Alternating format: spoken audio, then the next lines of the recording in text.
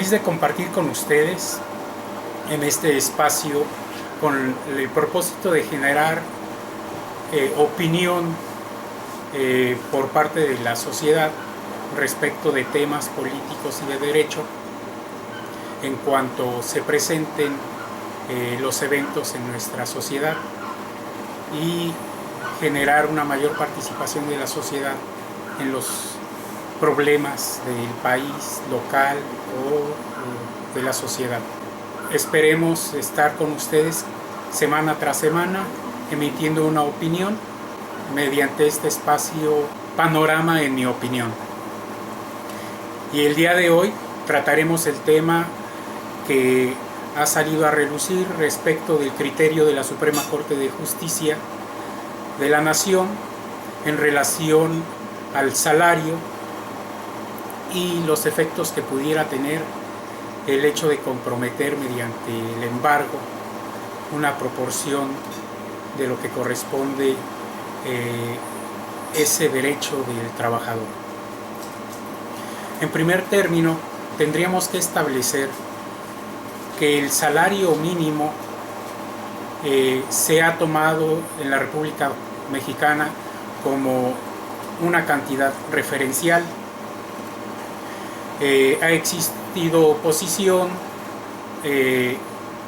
para en realidad crear un salario remunerador, puesto de que se establece por algunos analistas que el hecho de aumentar el salario traería como consecuencias más gastos en la producción, en la inversión y ocasionaría un desmedido aumento de los precios de los productos.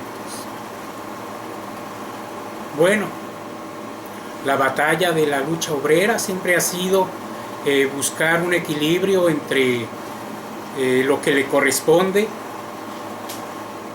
dentro de la producción y que el empresario o el inversionista obtenga también lo que se merece.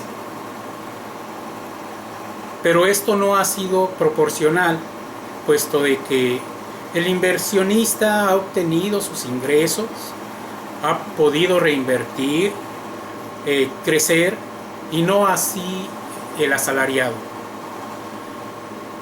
Nuestra legislación laboral establece que un salario debe de ser remunerador al grado de que pueda comprender los gastos de alimentos, vivienda, medicina, esparcimiento, y que eso ocasione una vida digna tanto del jefe de familia como de sus integrantes.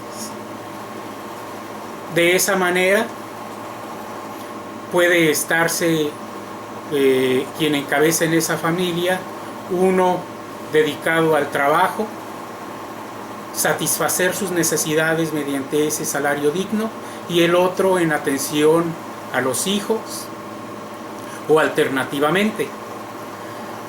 Pero en este caso no sucede.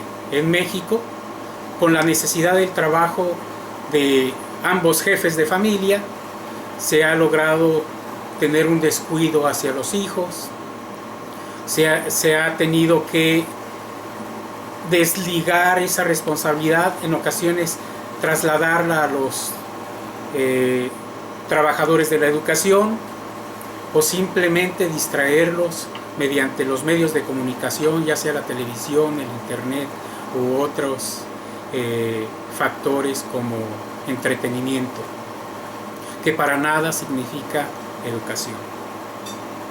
Estos son consecuencias de un salario que no es remunerador. Y si consideramos que parte de los logros de las bases obreras es de que el salario no fuera gravado y que una de las excepciones era para proteger el interés superior del niño, o sea, los que tienen derecho a una pensión alimenticia, que se encuentran en desventaja de poder desarrollar una actividad económicamente activa. Dentro de los comentarios noticiosos respecto de esta jurisprudencia de la Suprema Corte de Justicia, logramos percatar que señalan que el salario pudiera ser embargado en un 100% tratándose de cuestiones de pensión alimenticia. Debemos de ser observadores de la ley y en ese sentido, en materia familiar, cuando se establecen las pensiones alimenticias, estas deben de ser fijadas en base a la necesidad del que requiere la pensión y la capacidad de otorgarla del deudor alimentario. Esto quiere decir que no se puede dejar en un gran estado de necesidad o mendicidad del que otorga una pensión alimenticia, puesto que necesita subsistir para poder dar continuidad a otorgar esa pensión. Por lo tanto, no considero posible que sea embargado el salario en un 100%, ni siquiera en esa excepción. Pero asumiendo nuestra responsabilidad, de acuerdo al endeudamiento en materia civil o mercantil, mostramos otro panorama. Debemos de considerar que la materia civil o mercantil es del derecho privado y que el salario viene protegido en la Ley Federal del Trabajo en el artículo 123 como un derecho social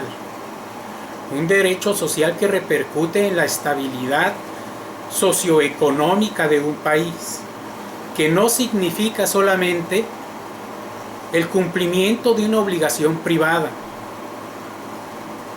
Y si al asumir nuestras responsabilidades tomamos en cuenta que las instituciones financieras no les importa saber si el que asume una responsabilidad mediante el manejo de una tarjeta de crédito es solvente o no, puesto de que las ofrecen a discreción, tratando de subsanar los requisitos al momento de llenar las solicitudes en cualquier supermercado, con la finalidad de comprometer el poco capital que pudiera tener cualquier persona. De esa manera también se muestra la irresponsabilidad de las instituciones financieras. Y son los primeros que acudirán a embargar los salarios de los trabajadores de acuerdo a este criterio de la Suprema Corte de Justicia. Eso sin contar que al momento de asumir una responsabilidad laboral, el trabajador en muchas de las ocasiones, por la necesidad, firma lo que le presenten. Firma el contrato que lo está obligando a una relación laboral, pero además firma un contrato que lo está incorporando a un sindicato que él desconoce y además firma en muchas de las ocasiones su renuncia anticipada. Esto para generar una mayor tranquilidad y seguridad, pero al empresario, al contratista, al que le está ofreciendo el trabajo valiéndose de la necesidad que éste tiene con la finalidad de llevar un sustento a su familia.